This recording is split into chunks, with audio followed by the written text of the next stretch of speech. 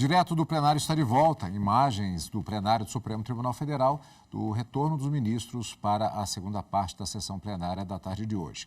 Em julgamento, a questão do marco temporal de terras indígenas no recurso extraordinário 1.017.365. Continuação do julgamento que você acompanha ao vivo agora direto do plenário. Obrigada, podemos nos sentar. Renovando minha saudação a todos, declaro reaberta a sessão e dando continuidade ao julgamento do recurso extraordinário 1.017.365, relativo ao tema 1031 da repercussão geral e relativamente ao qual existem 226 casos sobrestados. Eu devolvo a palavra ao eminente ministro Dias Toffoli para a continuidade do voto. Pois não, senhora presidente, deixa eu só aqui abrir a tela.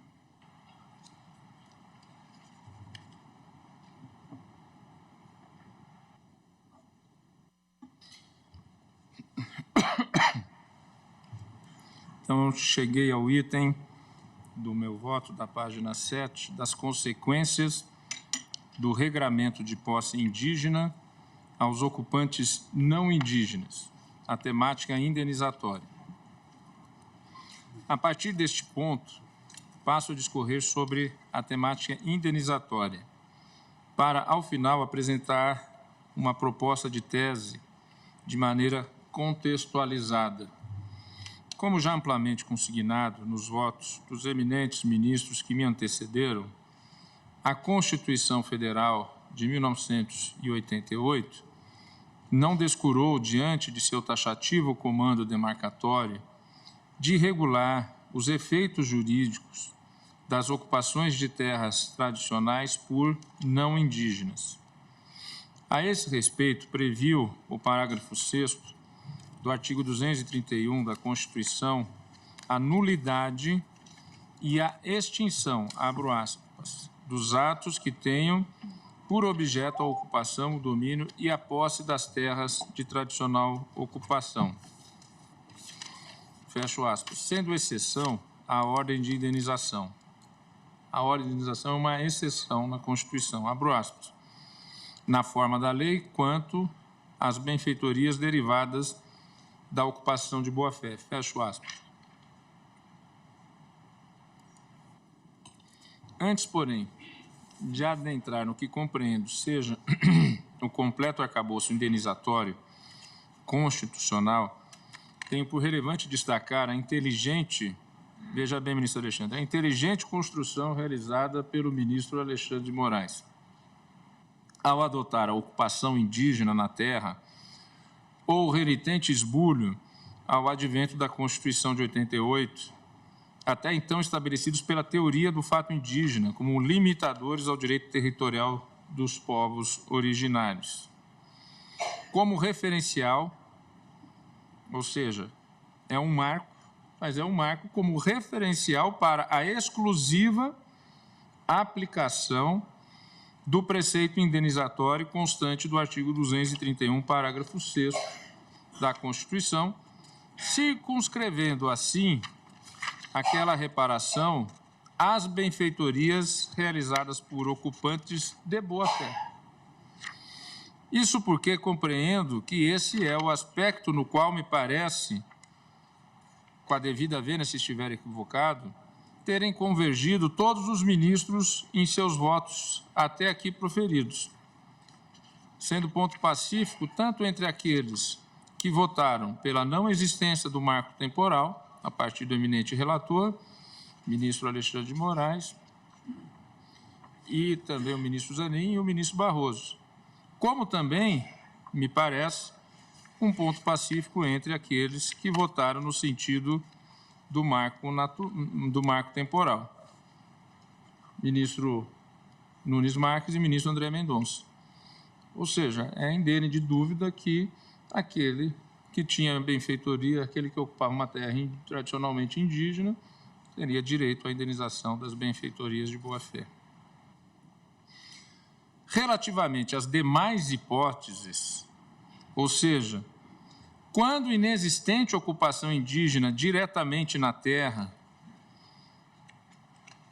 às quais o respectivo povo seja vinculado, ou o renitente esbulho ao advento da Constituição, é que se estabelece a divergência quanto ao alcance do direito indenizatório aplicável aos ocupantes de boa-fé.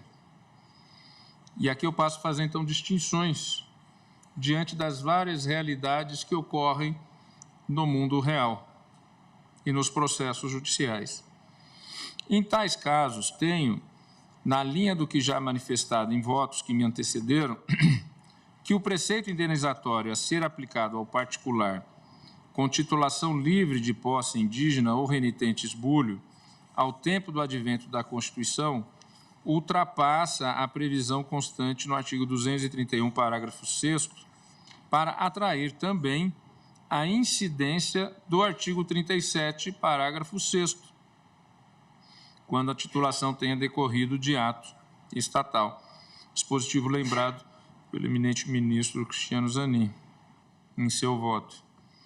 Deve-se ter em conta que, desde o ano de 1934, isso para não ir em textos normativos mais longínquos, foi reconhecido em âmbito constitucional o direito dos indígenas à posse das suas terras, de modo que ao Estado cumpria dar-lhes efetividade.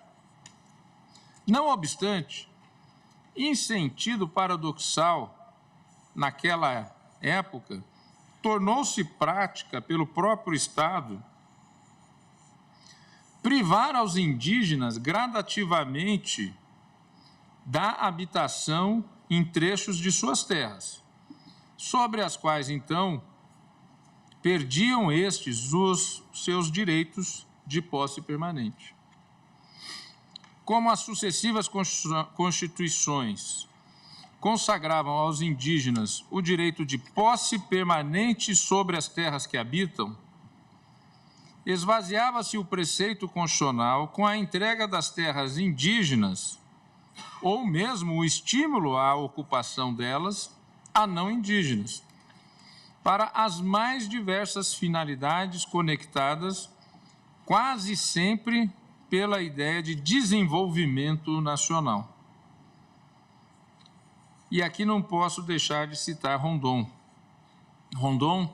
Marechal Rondon, durante conferência sobre os trabalhos da Expedição Roosevelt e da Comissão Telegráfica,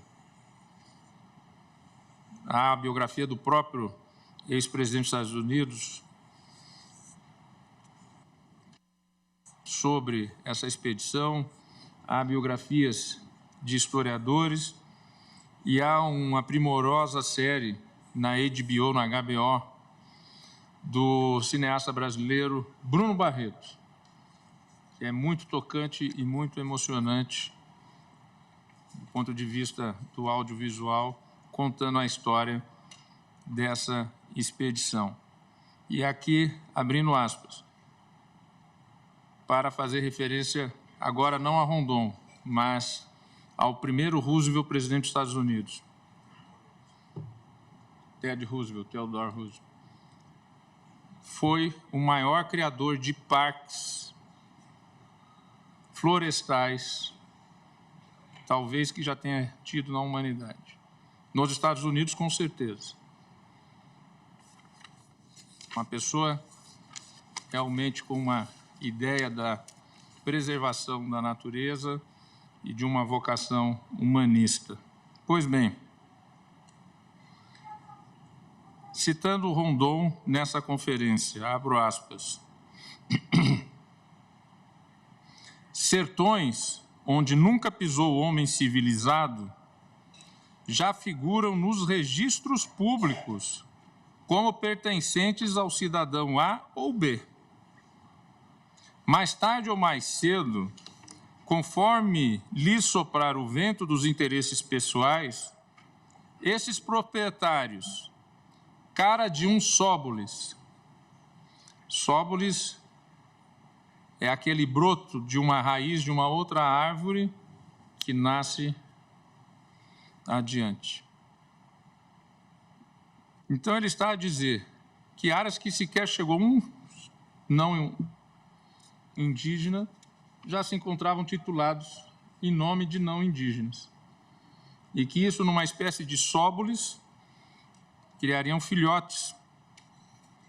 Mais tarde ou mais cedo, conforme lhe soprar o vento dos interesses pessoais, esses proprietários, cara de um sóbulis, expelirão dali os índios que, por uma inversão monstruosa dos fatos, da narrativa e da moral, serão então considerados e tratados como se fossem eles os intrusos, salteadores e ladrões.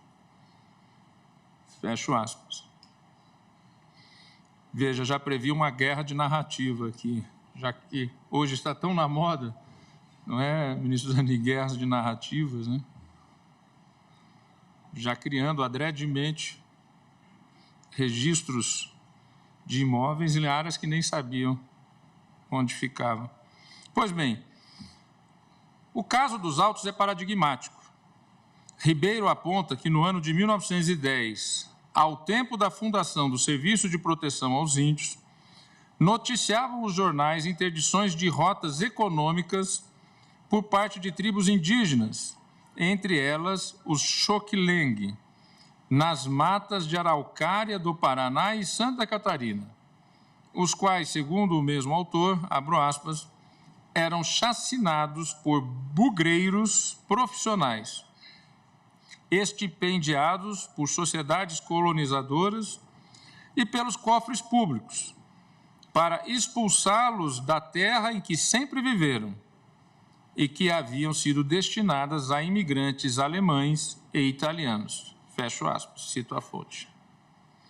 Em conclusão, o autor afirma que o extermínio desses povos, abro aspas, era não só praticado, mas defendido e reclamado como o remédio indispensável à segurança dos que construíam uma civilização no interior do Brasil. Fecho aspas.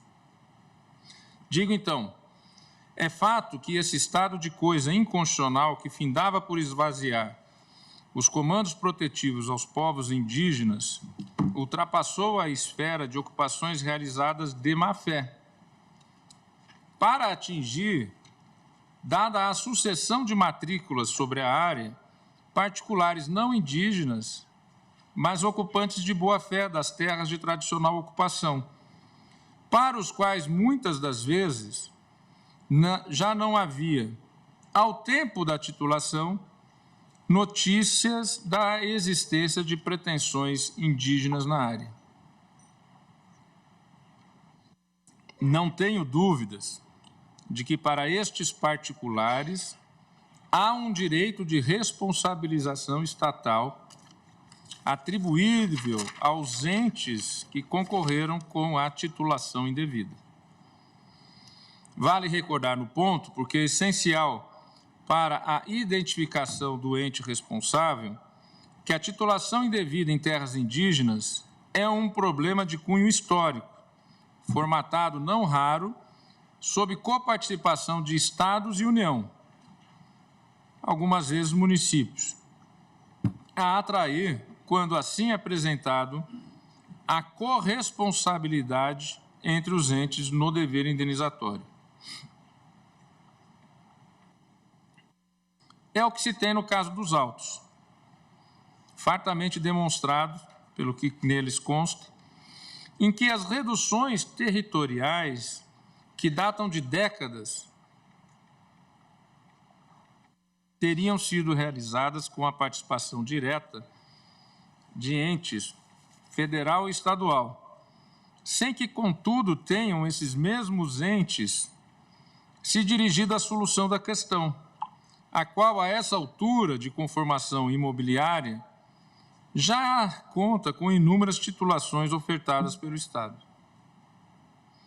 A solução a esse estado de coisa requer, de um lado, firmes medidas para o reconhecimento do direito dos povos indígenas às suas terras tradicionais, com todos os seus consectários, inclusive o usufruto exclusivo. E, de outro lado, a devida reparação aos particulares de boa-fé na ocupação da área. Essas medidas, contudo, não podem ser efetivadas em âmbito judicial e requerem, dado o agigantamento das medidas necessárias à solução da questão, um firme pacto federativo, a partir do qual ambos os entes envolvidos se comprometam com a demarcação e com a indenização devida. O impacto é significativo e nós podemos exemplificar com o processo demarcatório da área objeto da Portaria 1128/2003 para, abro aspas, regularização das terras indígenas em Santa Catarina, fecho aspas, cuja controvérsia é objeto da ACO número 1100, que se encontra distribuído ao eminente ministro relator deste feito, ministro Luiz Edson Fachin, por prevenção a este recurso extraordinário, e também pautada para julgamento. Embora ainda não iniciado, porque estamos neste. Pois bem, os proprietários de terras atingidos pela Portaria 1128/2003 do Ministro da Justiça, que determinou a demarcação da terra indígena de Ibirama-Laclanô, pretendem a sua anulação. Nos autos fora constatada a presença de conflito federativo entre União e Estado de Santa Catarina, este em defesa da pretensão dos demandantes, para os quais preteritamente concedeu titulação das terras, àquela União em defesa de sua portaria demarcatória. Penso que, superado o debate que se trava dos presentes autos e em se estabelecendo a compreensão de que os direitos originários indígenas não sofrem limitação temporal e que há dever estatal de responsabilização perante os ocupantes de boa-fé, nos termos do artigo 37, parágrafo 6º, caberá aos entes envolvidos a necessária articulação para as devidas reparações, aos indígenas com a devolução de suas terras, aos não indígenas com o justo ressarcimento do dano sofrido pela titulação indevida. Note-se que em arranjo colaborativo despontam modelos inovadores, e vou exemplificar.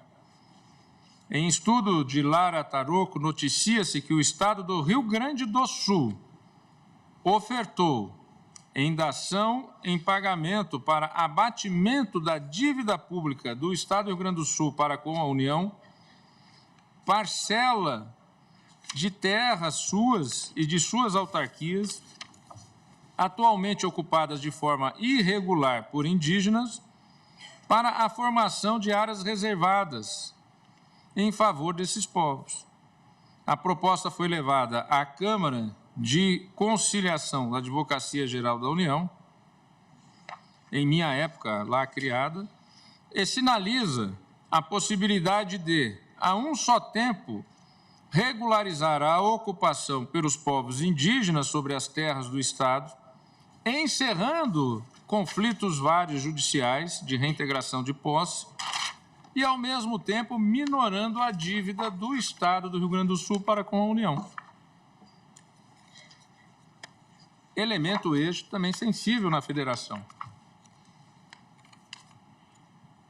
No mesmo estudo, recomenda a autora a formalização de marco normativo por ser a primeira vez que reservas, nos termos da legislação anterior à Constituição de 88, seriam criadas a partir de dação em pagamento envolvendo terras públicas estaduais a serem transferidas ao domínio da União.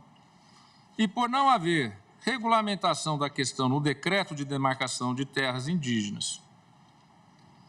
Pois bem, conquanto a possibilidade de acordo seja livre aos entes políticos, uma vez que o quadro que se repete em âmbito federativo, dívida pública de um lado e a necessidade de regularização de terras de outro, a mediação no tema poderia ser oportuno meio de solução para a questão. Outra iniciativa que merece ser citada é a Lei nº 4.164/2012, através da qual o Estado do Mato Grosso do Sul criou o FEPAT, Fundo Estadual para Aquisição de Terras Indígenas em Mato Grosso do Sul, um fundo para aquisição de terras, destinando a captar recursos financeiros para aquisições de terras destinadas às comunidades indígenas e de áreas destinadas ao assentamento de proprietários rurais, bem como para arcar com os custos de indenizações aos possuidores com justo título e boa-fé. Constituem receitas do Fundo, transferências da União, contribuição de empresas, transferências à conta do Orçamento Geral do Estado, auxílios e contribuições de entidades públicas e privadas, juros bancários, rendimentos de aplicações financeiras, rendimento de aplicações financeiras e doações. Pois bem, não há dúvida de que mecanismos como esses sinalizam a atuação dos entes na busca por uma solução que concilie interesses e não a defesa de posições antagônicas. Compreendo, assim, em seguimento ao apontamento já registrado na PET número 3388, e tendo por base tais exemplos, que o regramento de posse indígena é caracterizado por heterodoxia, o que, ao meu sentir, atrai para a efetivação dos direitos que dela dependem opção igualmente heterodoxas. Aos entes cabe buscar essa composição e mediação. Nas lições de Roger Fischer, abro aspas, os interesses em comum e os interesses diferentes, porém complementares, podem ser os blocos da construção de um acordo sensato. Vale-me dar referência para registrar que, a par da responsabilização jurídica que emerge aos entes federal e estaduais quanto à titulação indevida por eles realizada em terras indígenas, a busca de uma solução à questão territorial indígena e a problemática relativa aos ocupantes não indígenas sobre aquelas terras é matéria de interesse comum, de pacificação, sobretudo sob a perspectiva de desenvolvimento regional e nacional. Neles também compreendido o desenvolvimento sob o modo de vida indígena e sob o viés da redução da violência que tanto prejuízo tem causado aos campos e aos povos. Lado outro, sob perspectiva da relação creditícia entre União e Estados, os interesses são complementares, o que abre campo para que, em ajustes legislativos ou de cooperação, os entes prossigam na identificação de mecanismos que permitam a solução com pacificação da questão.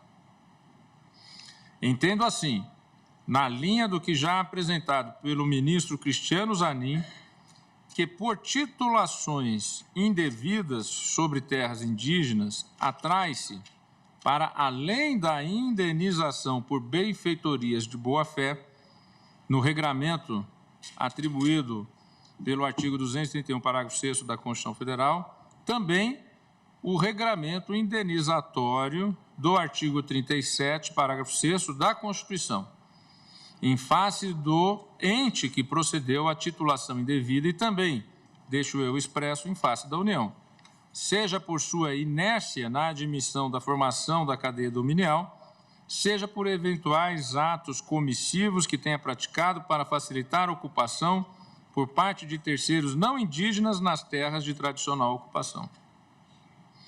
Entendo ainda relevante a ponderação do ministro Cristiano Zanin quanto à possibilidade de cabimento de indenização, mediante análise caso a caso, em procedimento administrativo ou judicial, em detrimento do ente público ou entes públicos, que por ações ou omissões tenham promovido dano com a titulação originária incidente sobre a terra indígena. Entendo eu que o procedimento demarcatório, já bastante complexo em sua tramitação, é desenvolvido para atendimento do comando de delineamento das áreas tradicionalmente ocupadas. E, desse modo, esse direito não deve se subordinar à ocupação não indígena. Esse direito não deve se subordinar à ocupação não indígena. Mas aqui, partindo da análise feita pelo ministro Cristiano Zanin quanto à indenização e à responsabilidade do Estado, também perpassado por outros colegas, eu traço algumas condicionantes para separar momentos indenizatórios diante das várias possibilidades do mundo real. Como no bojo do procedimento demarcatório já consta a fase de levantamento fundiário, na qual se identifica o valor das benfeitorias de boa-fé e procede-se ao seu respectivo pagamento, quando então o particular desocupa a terra, entendo que o procedimento de apuração da indenização pela perda da terra nua, titulada de boa-fé pelo que foi titulado, não corretamente pelo Estado, a apuração da indenização pela perda da terra nua deve se estabelecer por economia procedimental e, inclusive, para não trazer travas ao processo demarcatório e para a preservação dos direitos do ocupante de boa-fé, ela deve ocorrer em paralelo ao processo de demarcação, por meio dos respectivos órgãos competentes, de modo que, ao tempo da desocupação, já se tenha a fixação do valor da terra nua. Aqui nós estamos falando para situações excepcionais, né? Bom lembrar, né? São as situações em que estados da União titularam áreas, né, para não indígenas de boa-fé e que lá produzem, lá têm suas famílias, já, inclusive em muitos casos, passando geração. Nessas hipóteses, entendo que esses entes têm a responsabilização a partir exatamente do que trouxe o ministro Zanin, mas eu penso que, quanto às benfeitorias, como já é o regime em razão da previsão constitucional, corre no processo de demarcação, mas aqui não, aqui seria num procedimento em paralelo para que não haja prejuízo e que o processo de demarcação fosse travado com uma série de incidentes de análises de valor de terra nua. Pois bem. Ministro, se Vossa Pois Excelência não. me permite, só para ficar claro esse Alegria. ponto, nós temos um processo no Brasil já que é, por exemplo, em caso de desapropriação, nada a ver com o que nós estamos cuidando, mas na legislação hoje, contestação é só sobre o valor da indenização, qualquer outra questão vai, o artigo 20 da lei de desapropriação é em ação própria. Então, Vossa Excelência está adotando este entendimento. Esse entendimento. Obrigada. A desocupação mediante o recebimento das benfeitorias permite a conclusão do procedimento demarcatório e a consagração dos direitos indígenas. Isso é o que já ocorre hoje. Ao passo em que o procedimento paralelo de apuração do valor do imóvel com pagamento imediato da parte incontroversa, permite o resguardo do direito do particular não indígena. Estabelecida a sistemática indenizatória, tenho por relevante consignar que, em ponderação aos valores constitucionais envolvidos, o procedimento de indenização não deve ser adotado como regra para a solução da questão, sempre devendo-se buscar o meio menos gravoso aos cofres públicos para a satisfação da reparação. Faço o registro como medidas preferenciais a indenização em moeda das soluções heterodoxas já citadas neste voto, mas também da figura do reassentamento previsto e já utilizado, aqui reassentamento dos não indígenas, no bojo do processo demarcatório, aos ocupantes que atendam aos critérios a tanto estipulados. A priorização do reassentamento, quando possível ao tempo em que não descura da reparação ao particular, atende a um só tempo à preservação dos cofres públicos e à contenção do estímulo à especulação imobiliária. Afinal, no sensível mercado de imóveis, a compreensão de que a indenização pela terra indevidamente titulada estaria garantida poderia induzir a uma corrida pelo mercado de títulos com prejuízo artificialmente criado aos cofres públicos. Aqui não desconhecemos as artimanhas do mercado, né, de títulos financeiros, de títulos da dívida. Pois bem, por fim, considero que a indenização pelo valor da terra nua deve recair tão somente sobre justo títulos e posse de boa-fé, a fim de se evitar a regularização e, mais gravoso, a indenização de situações precárias e de grileiros e de invasores. Única e exclusivamente aqueles casos de títulos e posse de boa-fé. Assim que, partindo da compreensão lançada pelo ministro Alexandre de Moraes, com algumas ponderações do ministro Cristiano Zanin, proponho as seguintes teses que passo a ler, senhora presidente, que seria o item 4, 5, 6 e 7 das sugestões de tese que depois lerei de maneira completa ao final do voto. Item 4. Existindo ocupação tradicional indígena ou renitente esbulho contemporâneo à promulgação da Constituição Federal, aplica-se o regime indenizatório previsto no artigo 231, parágrafo 6 da Constituição. Nesse ponto, proposta do ministro Zanin, só que nesse ponto eu retirei a responsabilização do Estado, porque eu vou fazê-la no item seguinte. Eu fiz uma divisão. Item 5. Inexistindo ocupação tradicional indígena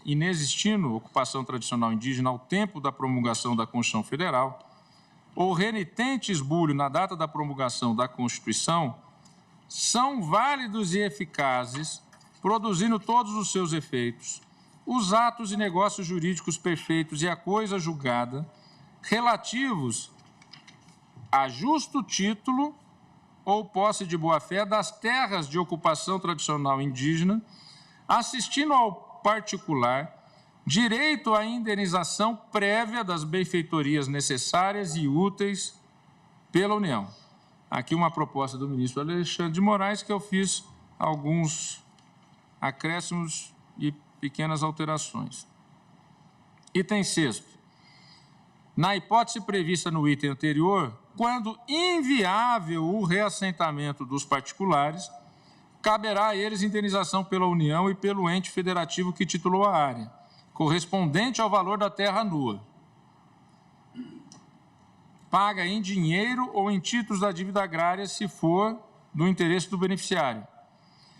E aqui eu acrescento a proposta do ministro Alexandre, e processada em autos apartados do procedimento de demarcação, com pagamento imediato da parte incontroversa, sem direito à retenção.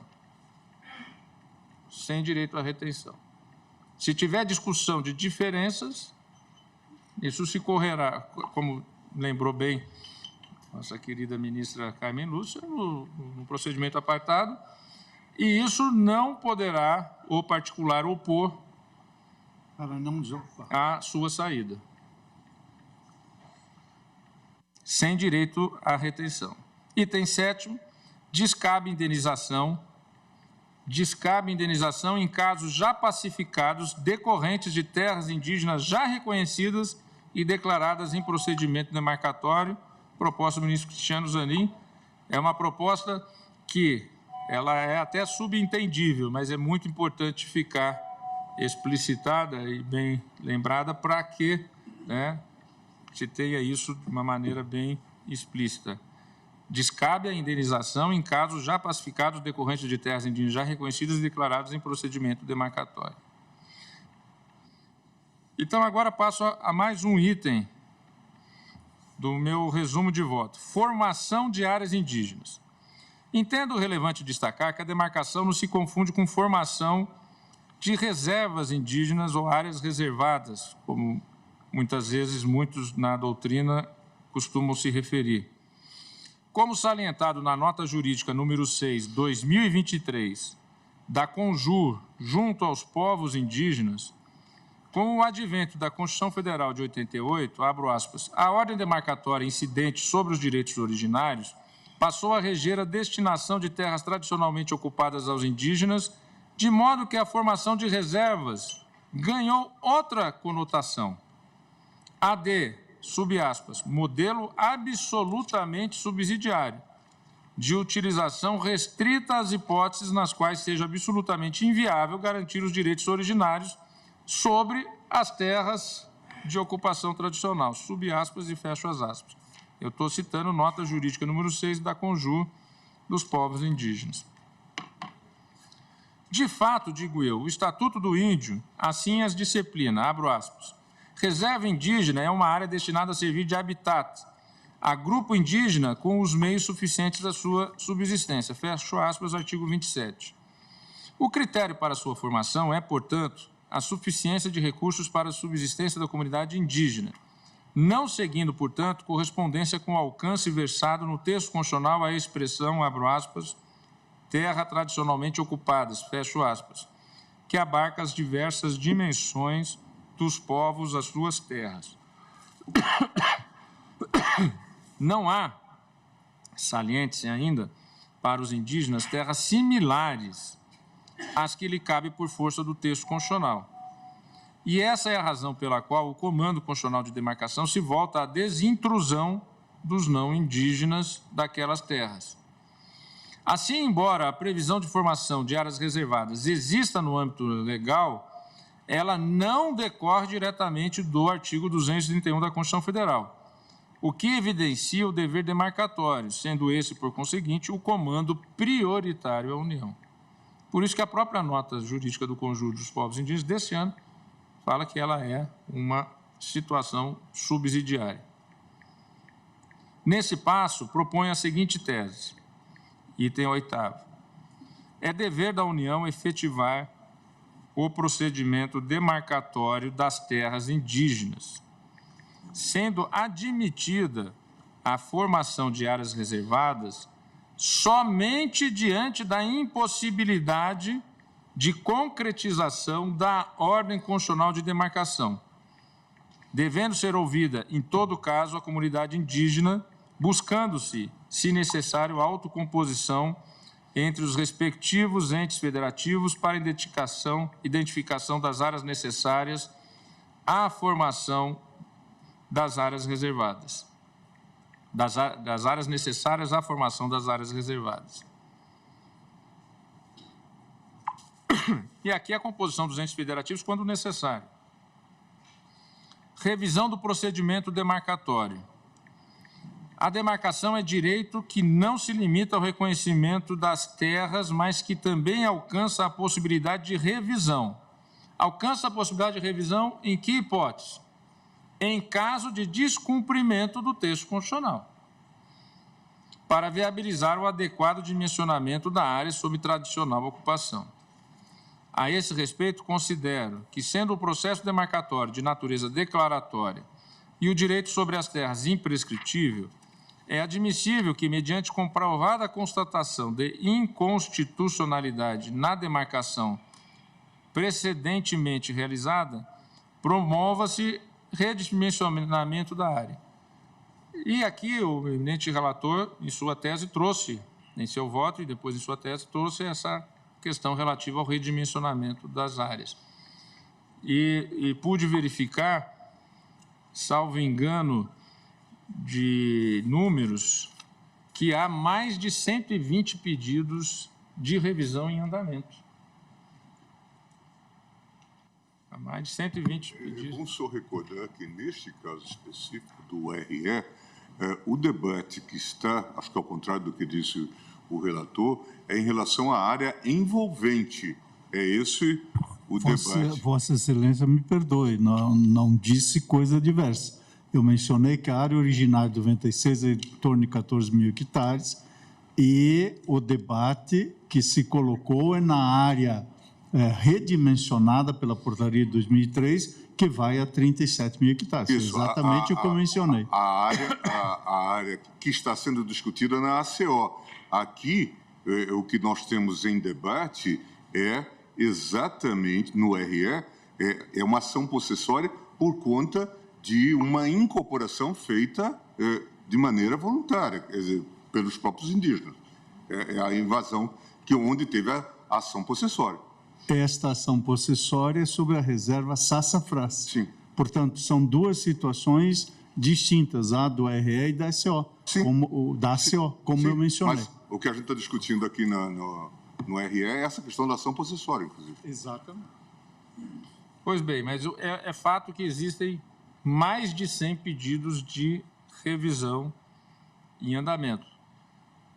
E por vários motivos. O que eu penso que é importante deixar claro aqui é que essa possibilidade de revisão ou redimensionamento, que foi o termo utilizado pelo eminente relator, ela só será possível em caso de descumprimento do texto constitucional. Senão, vai se eternizar a ampliação de terras já anteriormente demarcadas a não caber mais. Então, entendo muito importante esse ponto. Aí o apartamento lá de Copacabana fica sob suspeita. Nem embora mais como Pois bem, a esse respeito... Ministros, Vossa Pois Excelência, não. desculpa, por favor, me desculpa. O que Vossa Excelência está assentando é que não é proibido haver o redimensionamento, como está no voto do Como está no ministro voto, não. Fachin.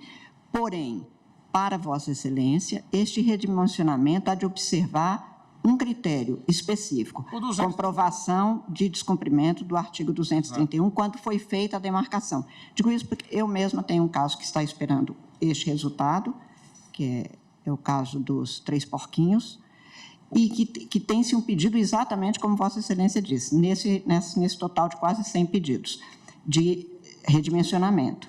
O que se vai verificar, portanto, por exemplo, naquele que está sob a minha relatoria e que eu tinha encaminhado de um jeito e sobrestei, foi exatamente a comprovação de qual critério eu poderia decidir, aplicando o que o plenário vier a decidir, da possibilidade desse redimensionamento, uma vez que o judiciário comprove, ou se tenha comprovas produzidas naquele procedimento, que, quando foi feita, havia um descumprimento do 231. Exato. E aí, a etnia dos 3 porquinhos tem direito a esta demarcação.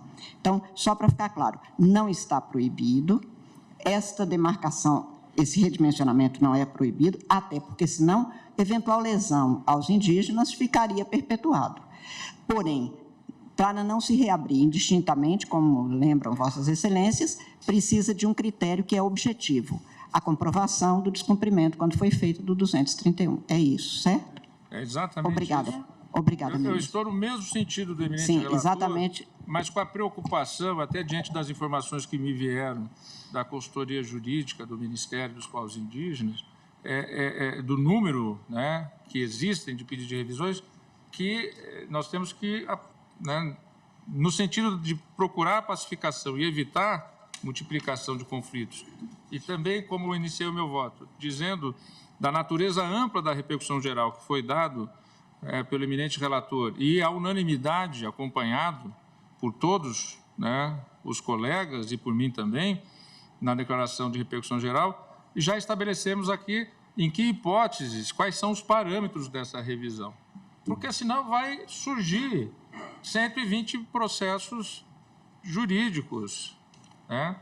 Eu só não me lembro se são 120 ou 220, mas são mais de 100 com certeza, pedidos de revisão. Então, aqui trazer um parâmetro... Afora os casos de não demarcação, que é os Exatamente. casos de não cumprimento do disposto na lei. Que já era para ter ocorrido. Casos que remontam... Não é, ministro Gilmar? Casos judicializados, como esse que nos chegou, que é esse da reserva 3 porquinhos, Sim. Que é exatamente o que foi impedido dizendo que era proibido, chegou até aqui, porque aí o que se pede, e não se pode perpetuar contra os indígenas uma eventual injustiça que tenha sido praticada por ausência de cumprimento no momento adequado da demarcação do artigo 231. Então, por isso que tanto que eu sobrestei para que se tenha uma solução e não volte o processo para uma delonga que já vai de muito tempo. Obrigada. Só para lembrar, ministro Toffoli, que esse debate sobre a questão de ocupação e como resolver isso numa ponderação, ele aparece, inclusive, nos debates na Corte Interamericana de Direitos Humanos. E tem aprofundamento a propósito disso, havendo, inclusive, casos em que a Corte admite que outra área seja cedida. Por exemplo, isso é decisão. Tem até um caso em que o Brasil é parte e em que esse debate se coloca, buscando exatamente algum tipo de solução prática para o problema e para a redução dessa conflituosidade. Porque não, o caso é bastante interessante.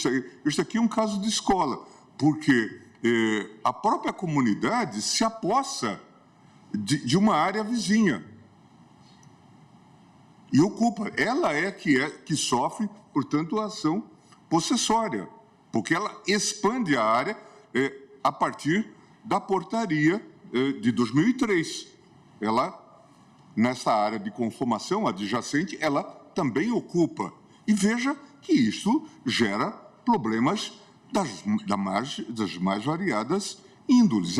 E é preciso entender isso, e aí a importância, inclusive, de estar discutindo isto em repercussão geral, porque, de fato, é preciso encontrar meios e modos de solucionar a questão. Se trata... Porque também esse juízo sobre o que é uma área suficiente para todas aquelas condições. O ministro Nelson Jobim, inclusive, falava dos círculos concêntricos nesse debate, tomando o que está definido no 231, sobre as várias possibilidades. Bom, nós temos os casos, por exemplo, do Mato Grosso do Sul, vimos até agora esse fundo, em que se discute a questão dos índios guaranis, em que áreas foram demarcadas e aí vem discussões as mais variadas, crescimento populacional, crescimento vegetativo, alguns dizem a população também que veio do Paraguai, seja lá o que for, o fato é que a área se torna insuficiente. Qual é a solução? Nova demarcação, com os consectários do texto, ou uma desapropriação? O que a Corte Interamericana diz é buscar uma solução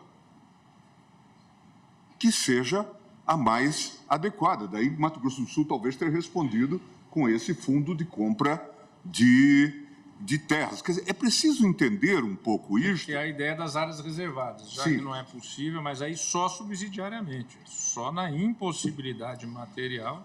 Você tem uma cidade já criada no local que era de ocupação tradicional.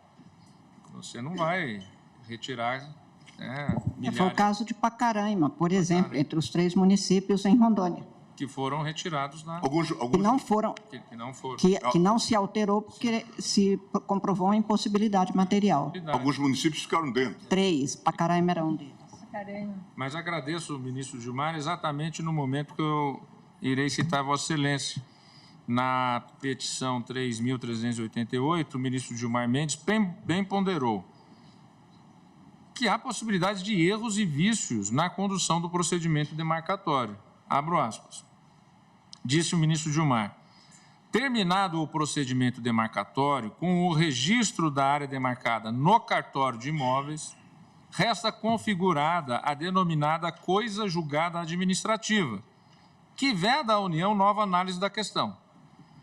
No entanto, caso se faça necessária a revisão do procedimento, tendo em vista a existência de graves vícios ou erros em sua condução, será imprescindível a instauração de novo procedimento administrativo, em que sejam adotadas as mesmas cautelas empregadas anteriormente e seja garantido aos interessados o direito de manifestação. Não se revela admissível, contudo, a revisão fundada apenas na conveniência e oportunidade do administrador público, como bem salientado no percussiente voto do ministro Menezes Direito. E segue adiante. Ressalte-se que não se está a defender a total impossibilidade de revisão do procedimento administrativo demarcatório. Disso não se trata. A revisão deve estar restrita às hipóteses excepcionais, ante a constatação de grave e insanável erro na condução do procedimento administrativo e na definição dos limites da terra indígena. Eu digo, então, ponho-me de acordo com a manifestação de Sua Excelência, como procedimento administrativo que é, a demarcação observa os princípios administrativos e as limitações às suas conduções. No entanto, Para estabilizar as relações e conferir segurança, é importante que se fixe um prazo decadencial para fins de anulação dos atos viciados ou equivocados proferidos em seu bojo, nos termos do que definido pelo artigo 54 da Lei 9784/99, cujo mentor é exatamente o ministro Gilmar Mendes, como todos sabemos. Partindo, então, da redação adotada pelo relator, que já se manifestava que, nas hipóteses de descumprimento, não seria vedada o redimensionamento, né, de descumprimento do 231, eu faço a seguinte proposta a partir da proposta do eminente relator. O redimensionamento, proposta de tese, no ponto, o redimensionamento de terra indígena somente será possível em caso de comprovado descumprimento dos elementos contidos no artigo 231 da Constituição da República e por meio do procedimento demarcatório definido nas normas de regência, observado o prazo decadencial de 5 anos. E aqui 2 hipóteses para contar esse prazo. Contado do ato de homologação da demarcação,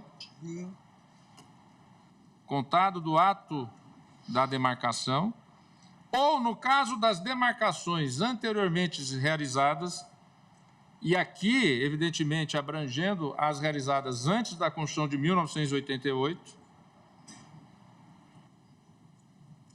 da publicação da ata deste julgamento. Ministro Porque Dias Toffoli, pois não.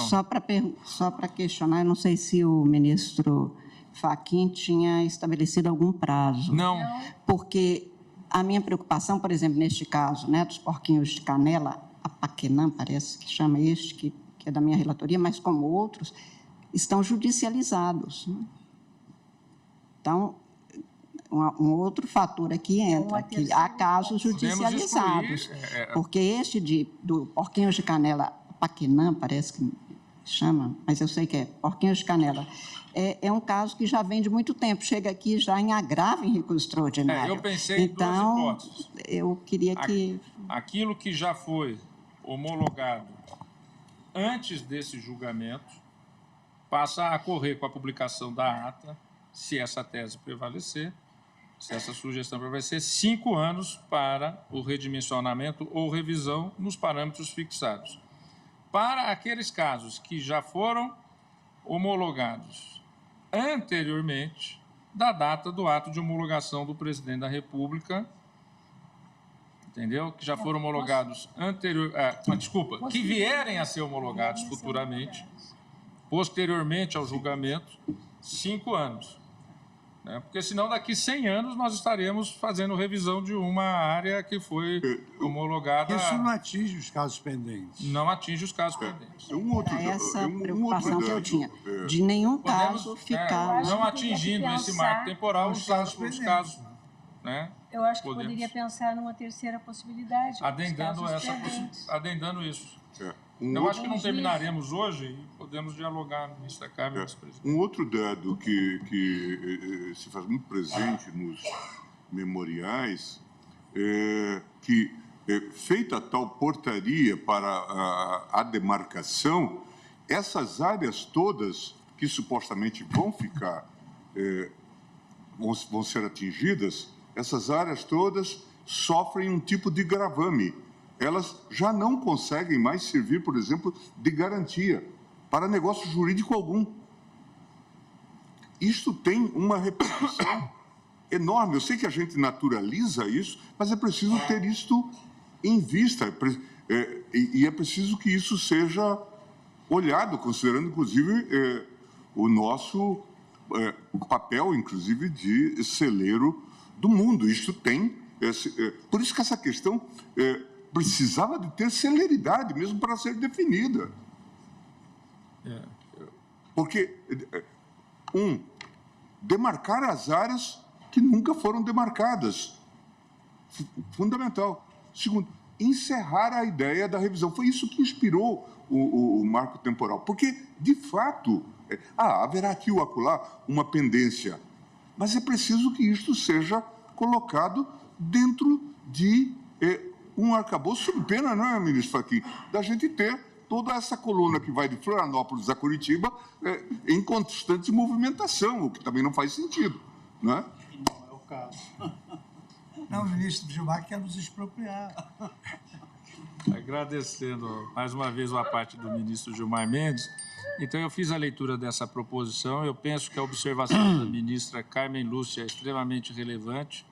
Vou pensar aqui, com certeza já pelo horário deve ficar no meu voto, para também dialogando com os eminentes colegas, em especial com a sugestão da ministra Carmen Lúcia, uma maneira de explicitar, né, que nesse marco temporal aqui, que não é um marco temporal, é aplicando a lei para o prazo, né, de revisão, redimensionamento, também, né, excluir dessa situação aqueles casos que estão em discussão no judiciário, evidentemente. Eu botei aqui uma vírgula, ressalvar os casos pendentes. Ressalvados os casos. Porque aí tem a questão da judicialização, Vossa Excelência traz no processo judicial. Até porque não, esse dos porquinhos de canela não haverá de ser o único pendente, inclusive no Supremo. Estou citando um apenas porque deve ter alguns aqui e em outras instâncias. E fora os administrativos, são 120 pedidos de revisão em análise na administração pública, que, se não tiver parâmetros, vão gerar litígios, né? Então, aqui, senhora presidente, vou procurar acelerar um pouco diante do adiantado da hora. E aqui eu sugiro uma inclusão que, do ponto de vista, também parece óbvio, mas eu penso que é extremamente importante, até pela própria situação do caso atual, em que o povo indígena só conseguiu ser admitido como litisconsorte por decisão do eminente relator na última instância judicial. Então, eu penso que é importante ser colocado uma tese sobre o direito de defesa, inclusive em âmbito judicial, dos povos indígenas. Aí a Constituição é clara de dar Mas, nesse caso, legitimidade. a primeira instância federal não admitiu o povo indígena, o TRF da 4ª Região não admitiu o povo indígena como parte. Foi o eminente relator, salvo engano, estará aqui dito no meu voto, mas já vejo Sua Excelência confirmando, que admitiu eles como litisconsorte. Quem estava aqui era a FUNAI. Neste caso dos porquinhos de canela, não sei o último nome da reserva, também, um dos pontos discutidos aqui no Supremo é o direito de defesa, porque eles não parece-me, não lembro bem o caso. Então, digo eu, e vou fazer leitura um pouco mais rápida, senhora presidente, pedindo vênia, dentre as inovações introduzidas pela Constituição Federal relativamente aos povos indígenas, consigno relevante destacar a legitimidade pela Constituição concedida aos povos originários para a defesa de seus próprios interesses. Foi o que restou estabelecido no artigo 232 da Constituição de maneira clara, claríssima. E leio, artigo 232, mas tem um monte de juiz que não lê assim. Os índios... Artigo 232. Os índios, suas comunidades e organizações são partes legítimas para ingressar em juízo em defesa de seus direitos e interesses, intervindo o Ministério Público em todos os atos do processo. Pois bem, feita a leitura, eu digo, a previsão marca evidente reconhecimento constitucional da autodeterminação dos povos e de sua capacidade jurídica para que ainda carece, infelizmente, de efetividade na realidade social e jurídica e das cortes e dos foros. Digo, então, a exemplo, o próprio caso dos autos, no qual a comunidade indígena Xoclen-Laclanô somente foi admitida a litisconsorte necessária por força de decisão do eminente relator Edson Fachin, em sede, portanto, deste apelo extremo, não obstante se trate na origem de ação de reintegração de posse deles, com o objetivo de retirada de aproximadamente 100 indígenas daquela comunidade de terras declaradas como de sua tradicional ocupação, mas tituladas em nome do Instituto do Meio Ambiente de Santa Catarina. Pois bem, tenho desse modo, porque pertinente em qualquer demanda na qual se apure os direitos constitucionais indígenas, que deva ser firmada a tese a respeito da legitimidade e capacidade processual. Muitas vezes nós temos que dizer o óbvio, né? Ou desenhar. Dos indígenas, capacidade processual dos indígenas para a realização da sua defesa judicial de seus direitos e interesses, sem prejuízo, obviamente, da intervenção do Ministério Público no processo, sem prejuízo da legitimidade, evidentemente, da autarquia FUNAI, não é? e da própria União para a proteção dos direitos individuais e coletivos dos indígenas, conforme o artigo 11b, parágrafo 6º da Lei 9.028, de 12 de abril de 1995.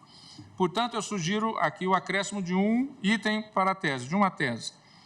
Os povos indígenas possuem capacidade civil e postulatória, sendo partes legítimas nos processos em que é discutidos seus interesses sem prejuízo, nos termos da lei, da legitimidade concorrente da FUNAI e da intervenção do Ministério Público como fiscal da lei. Proposta de tese. Pois bem, por fim, é o último ponto do meu voto, que eu também entendo, diante da dimensão ampla que foi dada na repercussão geral, muito importante que nós possamos estabelecer parâmetros para um tema que está há 35 anos com omissão legislativa do Congresso Nacional.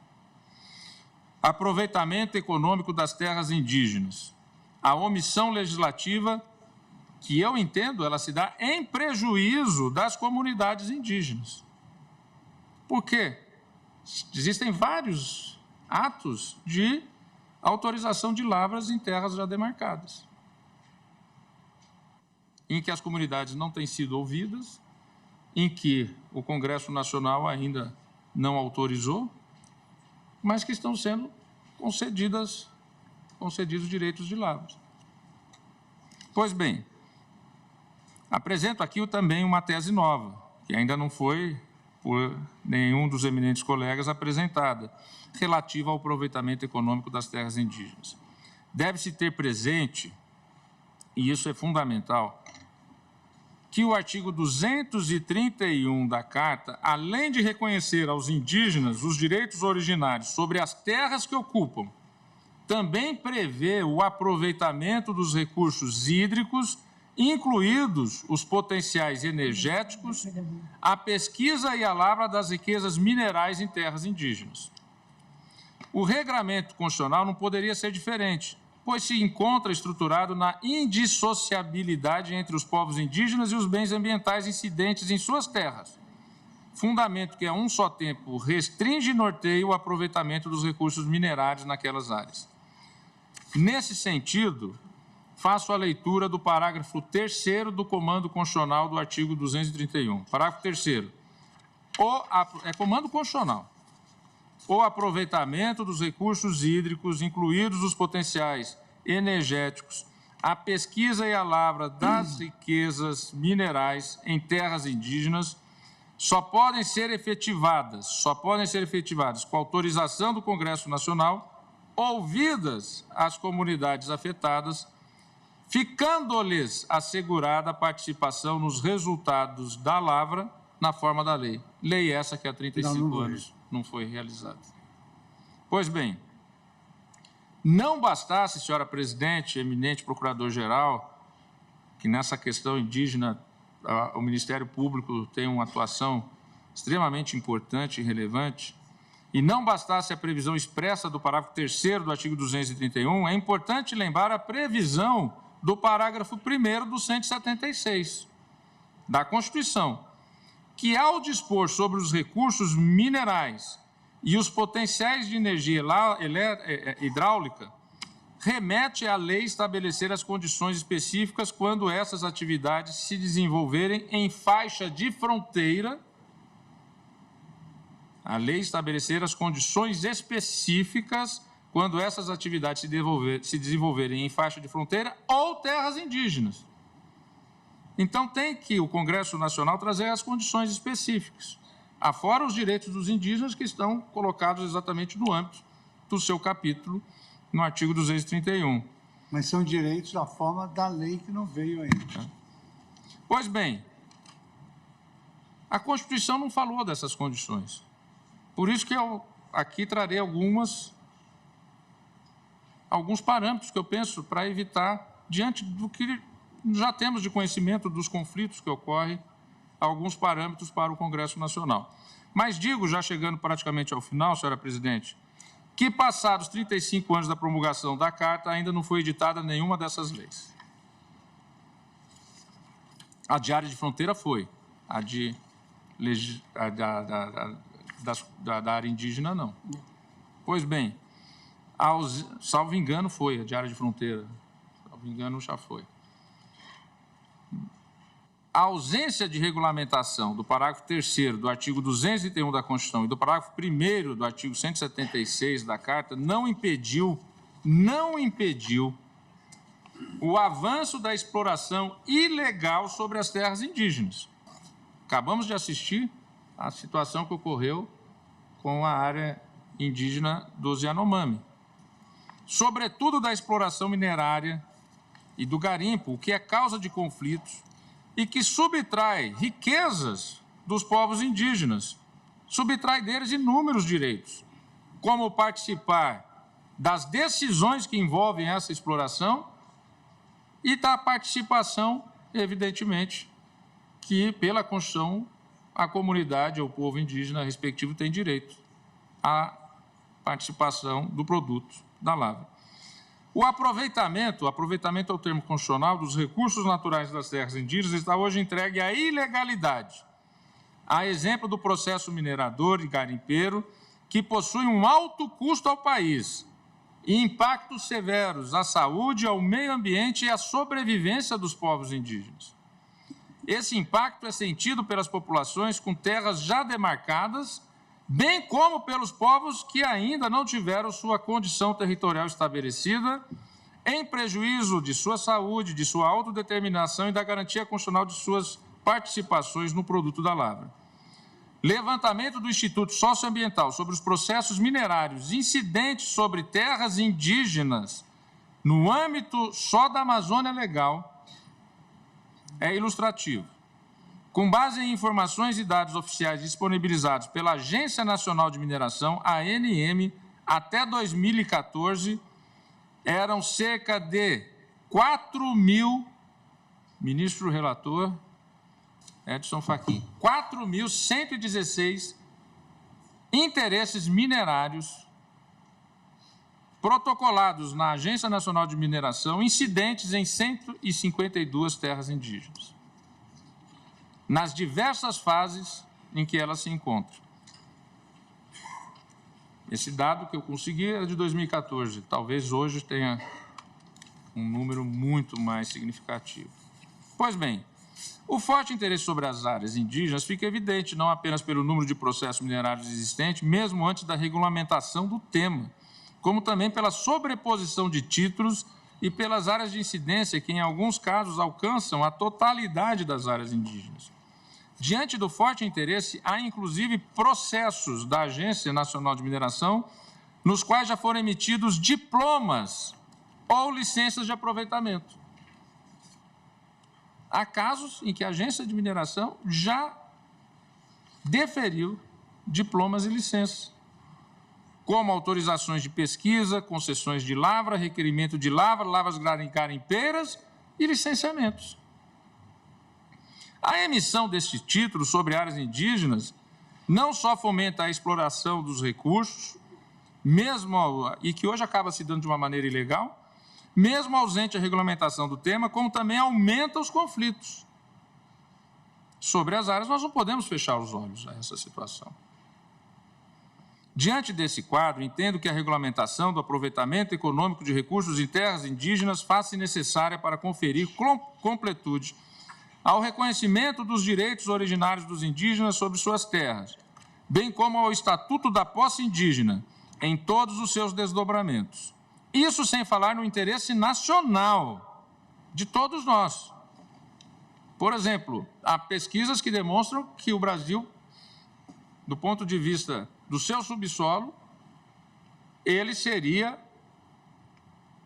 completamente soberano, autônomo, no que diz respeito a potássio, elemento sem o qual não se faz fertilizante.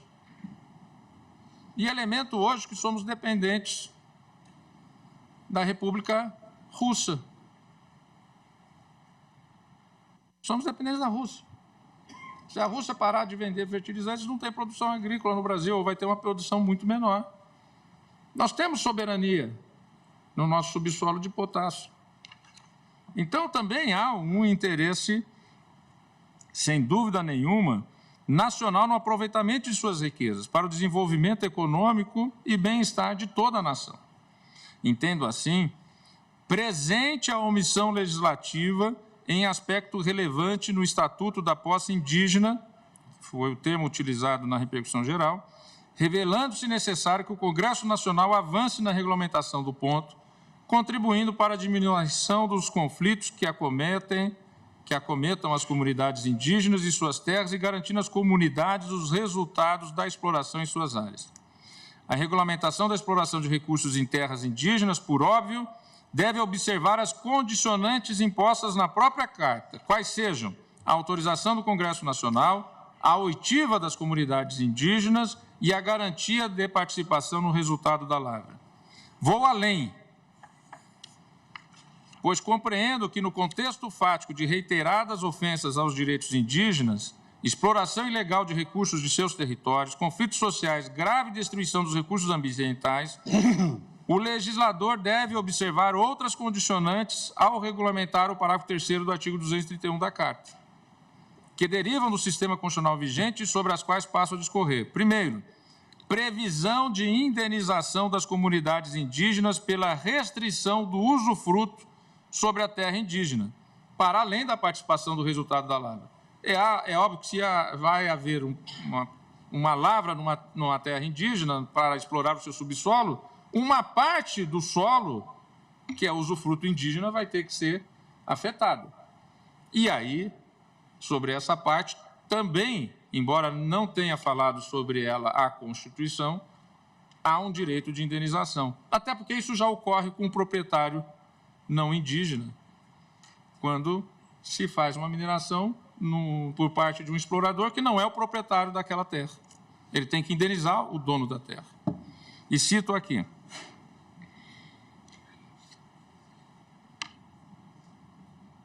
A previsão de indenização às comunidades indígenas afetadas coaduna-se com a previsão de indenização ao superficiário, que é o termo que a lei usa, que pode ser o proprietário ou possuidor do solo onde as jazidas minerais serão exploradas. Atualmente, o direito do superficiário encontra-se previsto no Decreto-Lei 227/1967, que é o Código de Mineração, e no seu respectivo regulamento, atualmente o Decreto 9.406, de 2018. Segunda condicionante, observância à legislação ambiental e setorial, licenciamento ambiental e supervisão de agências reguladoras. A Carta, ao condicionar a exploração de recursos em terras indígenas, a autorização do Congresso, a oitiva dos indígenas e a participação do resultado das lavras, evidentemente, ao falar sobre estas questões, ela não está a dispensar a observância à legislação ambiental e setorial, legislação do setor de mineração e ambiental. Como todo projeto de exploração de recursos, também os projetos em áreas indígenas devem a observância a todo arcabouço ambiental vigente. Da mesma forma, a legislação setorial, regras para outorgas, fiscalização, exploração, etc., incidirá sobre os projetos de aproveitamento econômico em terras indígenas. Observância à autonomia organizacional das comunidades indígenas para a gestão e aplicação dos respectivos recursos recebidos, devendo a FUNAI prestar o apoio necessário. Aqui também entendo que o reconhecimento do direito originário dos indígenas sobre as terras que ocupam impõe que o legislador reconheça a autonomia organizacional das comunidades indígenas para a gestão e aplicação dos recursos que vierem a ser recebidos pela exploração de suas terras em homenagem e em cumprimento à autodeterminação dos povos indígenas.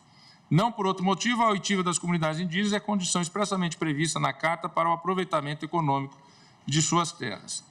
Estudos prévios, agora um outro ponto, estudos prévios da terra indígena para avaliar impactos e potencial de aproveitamento observado o planejamento setorial.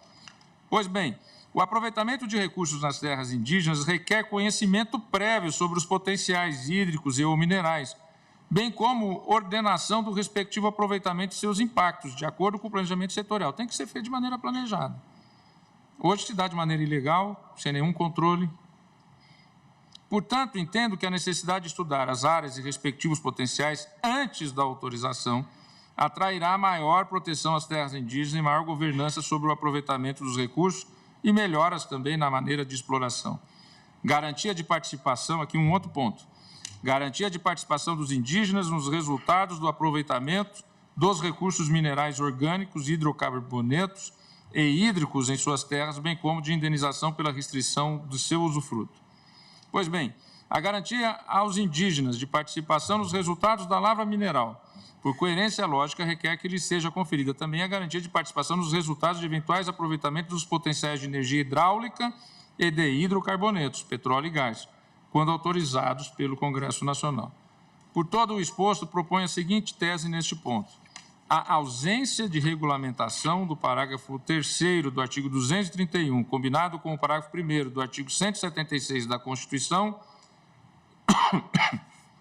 configura omissão legislativa inconstitucional, em prejuízo das comunidades indígenas que restam afastadas da participação nos resultados da lavra, mas sofrem os efeitos da mineração ilegal.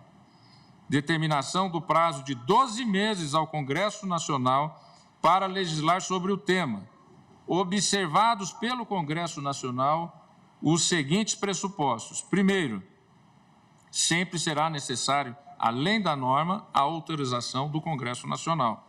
Artigo 231, parágrafo 3º. Segundo, oitiva das comunidades afetadas, como também está no 231, parágrafo 3º, e na Convenção OIT 169, que é internalizada no Brasil e é lei em nossa pátria. Terceiro, garantia de participação nos resultados da lavra, 231, parágrafo 3º, inclusive da exploração de hidrocarbonetos e do potencial de energia hidráulica, artigo 176, parágrafo 1º, além da indenização pela restrição do usufruto que sofrerá a terra indígena.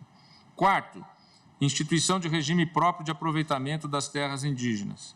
Quinto, necessária observância da legislação ambiental e setorial. Sexto, observância à autonomia organizacional das comunidades indígenas para a gestão e aplicação dos respectivos recursos recebidos, cabendo à FUNAI prestar o apoio necessário. Sétimo, realização de estudos prévios da terra indígena para avaliar os impactos e o potencial de aproveitamento, observado o planejamento setorial.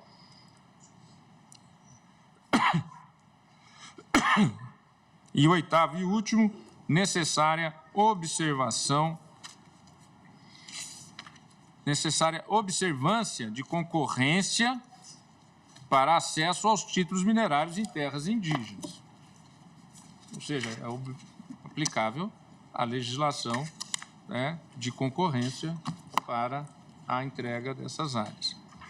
Pois bem, ante o exposto, eu então passo a leitura, senhora presidente, das teses de maneira coordenada agora na ordem, né, sequencial. Item 1 das teses que proponho. Item 1. A demarcação consiste em procedimento declaratório do direito originário territorial à posse das terras ocupadas tradicionalmente por comunidade indígena. Proposta do ministro Edson Fachin, que subscrevo. 2. A posse tradicional indígena é distinta da posse civil, consistindo na ocupação das terras habitadas em caráter permanente pelos indígenas, das utilizadas para suas atividades produtivas, das imprescindíveis à preservação dos recursos ambientais necessários a seu bem-estar e das necessárias à sua reprodução física e cultural, segundo seus usos, costumes e tradições, nos termos do parágrafo 1º do artigo 231 do texto constitucional. Proposta do ministro Edson Fachin, que subscrevo. 3. Item 3. A proteção constitucional aos direitos originários sobre as terras que tradicionalmente ocupam independe da existência de um marco temporal em 5 de outubro de 1988 ou da configuração do renitente esbulho como conflito físico ou controvérsia judicial persistente à data da promulgação da Constituição. Redação proposta pelo ministro Alexandre de Moraes. 4, que subscrevo. 4. Existindo ocupação tradicional indígena ou renitente esbulho contemporâneo à promulgação da Constituição Federal, aplica-se o regime indenizatório previsto no artigo 231, parágrafo 6º da Constituição Federal de 88, proposta do ministro Cristiano Zanin. 5º, inexistindo ocupação tradicional indígena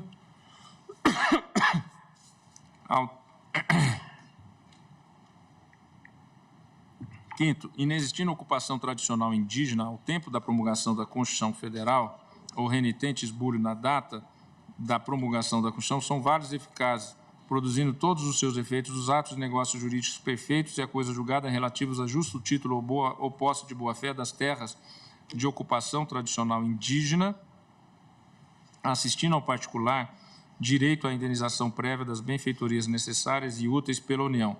Proposta por mim, feita alterações, mas originariamente apresentada pelo ministro Alexandre de Moraes. Item 6º.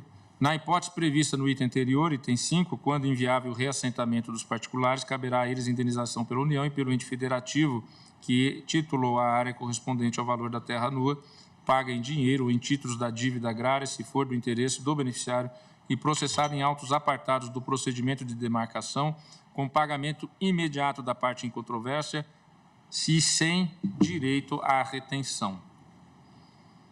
Proposta do ministro Alexandre de Moraes, com sugestões de alterações por mim realizada. Ministro Item Dias Toffoli. 7º. Me permite só uma... Pois não. Nesse item, Vossa Excelência aplica o regime do artigo 37, parágrafo 6º. Isso, eu vou corrigir aqui, porque eu desmembrei a sugestão de Vossa Excelência, bem lembrado.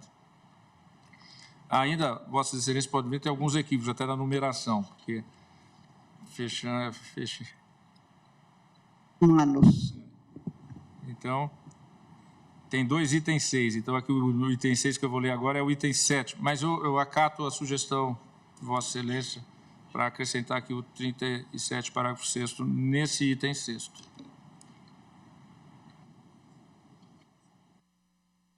Pois bem, item 7º, descabe indenização em casos já pacificados decorrentes de terras indígenas já reconhecidas e declaradas em procedimento demarcatório. Proposta do ministro Cristiano Zanin. Aqui, talvez, pensando alto, talvez aqui também, ministra Carmen Lúcia, deveríamos exceptuar os casos judiciais em andamento, ministro Zanin. Acho uma boa Eu proposta. acho necessário, porque nós não temos esse cenário completo. E é preciso, como disse o ministro Gilmar, dar uma certa segurança qual é o cenário que se propõe a partir. Eu vou acrescentar, então, independente, porque depois a eminente presidente dei o vai... exemplo de um caso, mas a gente não sabe... Dialogando aqui com a sugestão bem feita pela ministra Carmen Lúcia naquele momento, então eu vou aqui acrescentar ressalvados, né, os processos judiciais em andamento.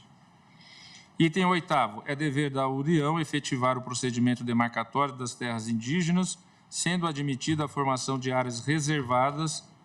Eu procurei usar esse termo, mais doutrinário do que o termo da lei do Estatuto dos Índios da década de 70, que fala em reservas, porque reservas parece algo pejorativo e algo discriminatório. Mas algumas terras têm até esse título. Algumas são reserva indígena, porquinhos de canela, isso, mas enfim, talvez seja. Mas mesmo. isso Exatamente. Alguns têm o título, acho que na demarcação. Então, nós estamos com essa dificuldade, porque o nosso texto constitucional fala sempre em índios, e nós hoje usamos sempre indígenas. nós estamos usando povos indígenas. Mas na Constituição tem dos índios. Isso, a Constituição, o texto constitucional, que eu acabei de dizer, fala em índios o tempo. Então, retomo o item 8. É dever da União efetivar o procedimento demarcatório das terras indígenas, sendo admitida a formação de áreas reservadas somente diante da absoluta impossibilidade de concretização da ordem constitucional de demarcação, devendo ser ouvida, em todo caso, a comunidade indígena, buscando, se necessário, a autocomposição, se necessário, a autocomposição entre os respectivos entes federativos para identificação das áreas necessárias à formação das ditas áreas reservadas. Esse é um acréscimo que eu Aqui talvez valesse a pena usar a linguagem da Corte Interamericana, que não chega a esse caráter absoluto, mas um juízo de proporcionalidade. Depois me envia, ministro Gilmar, para reflexão. Pois bem, item 9, o redimensionamento de terra indígena somente será possível em caso de comprovado descumprimento dos elementos contidos no artigo 231 da Constituição da República e por meio do procedimento demarcatório definido nas normas de regência, observado o prazo decadencial de 5 anos, contado do ato de homologação da demarcação ou, no caso das demarcações anteriormente homologadas, da publicação da ata deste julgamento, ressalvadas as ações judiciais em curso. Proposta do ministro Edson Fachin, com alterações propostas por mim e agora também com as achegas da ministra Carmen Lúcia. Item 10. O laudo antropológico realizado nos termos do decreto número 1776 de 1996 é elemento fundamental para a demonstração da tradicionalidade da ocupação de comunidade indígena determinada de acordo com seus usos, costumes e tradições. Proposta do ministro Luiz Edson Fachin. 11. As terras de ocupação tradicional indígena são de posse permanente da comunidade, cabendo aos indígenas o usufruto exclusivo das riquezas do solo, dos rios e lagos nelas existentes. Proposta do ministro Edson Fachin. 12. As terras de ocupação tradicional indígena, na qualidade de terras públicas, são inalienáveis, indisponíveis e os direitos sobre elas imprescritíveis. Proposta do ministro Zanin. Desculpe, Fachin. Ministro Fachin. Item 13. A ocupação tradicional das terras indígenas é compatível com a tutela constitucional do meio ambiente, sendo assegurados o exercício das atividades tradicionais dos indígenas. Aqui eu vou excluir, em razão de discussões que tivemos no intervalo, a gestão compartilhada da área. Então, eu colocaria a ocupação tradicional das terras indígenas é compatível com a tutela constitucional do meio ambiente, que é a tese inicial do ministro relator, com um único acréscimo que eu vou manter, que é o seguinte, né? Assegurados o exercício das atividades tradicionais dos indígenas. E ponto final aqui. Como eu sei que Vossas Excelências estão com o texto que adredemente distribuí, então, estou aqui reformulando ele. Então, Vossa Excelência suprime essa parte que poderia ensejar. Como ficou, por favor, ministro? Ficaria o seguinte, o item 13. A ocupação tradicional das terras indígenas é compatível com a tutela constitucional do meio ambiente, sendo assegurados o exercício das atividades tradicionais dos indígenas. Ponto. Aqui é aquela questão.